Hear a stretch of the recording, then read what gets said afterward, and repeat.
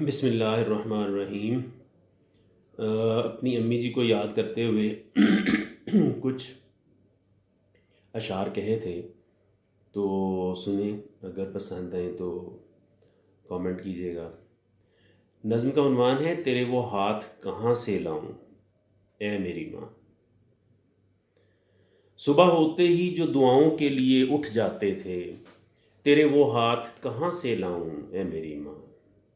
صبح ہوتے ہی جو دعاؤں کے لیے اٹھ جاتے تھے، تیرے وہ ہاتھ کہاں سے لاؤں اے میری ماں۔ کندھے سے لگتے ہی جو ڈھالوں میں بدل جاتے تھے، تیرے وہ ہاتھ کہاں سے لاؤں اے میری ماں۔ گھر سے نکلتے ہی جو عافیت کے لیے میری مچل جاتے تھے، تیرے وہ ہاتھ کہاں سے لاؤں اے میری ماں۔ میری ذرا سی تکلیف پہ جو عرشوں کو ہلا دیتے تھے، میری ذرا سی تکلیف پہ جو عرشوں کو ہلا دیتے تھے، الٹے سارے میرے کام پل بھر میں سلجھا دیتے تھے۔ چھوتے ہی رنج و غم سارے جو بھلا دیتے تھے، تیرے وہ ہاتھ کہاں سے لاؤں اے میری ماں۔ بچاتے ہوئے مجھ کو زمانے سے جو بھڑ جاتے تھے، بچاتے ہوئے مجھ کو زمانے سے جو بھڑ جاتے تھے، گھر پہنچتے ہی جو پیار دینے کے لیے بڑھ آتے تھے، لوٹ آتے ہی جو شکرانے کے لیے اٹھ جاتے تھے، تیرے وہ ہاتھ کہاں سے لاؤں اے میری ماں۔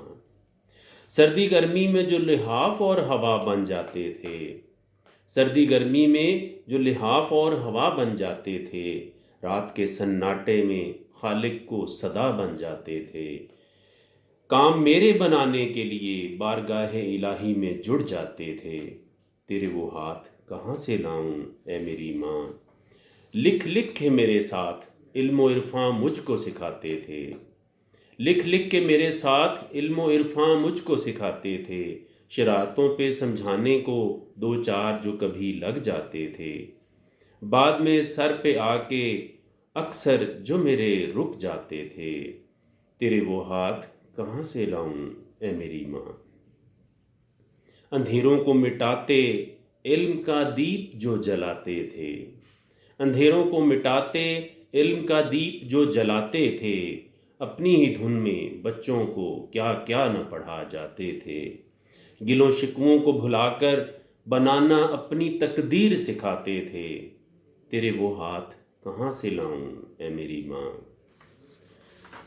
عامر بہت مضبوط تھے کبھی جو پھر تھک جاتے تھے، عامر بہت مضبوط تھے کبھی جو پھر تھک جاتے تھے، سب کی خدمت کے لیے جو ہر وقت بچھے جاتے تھے۔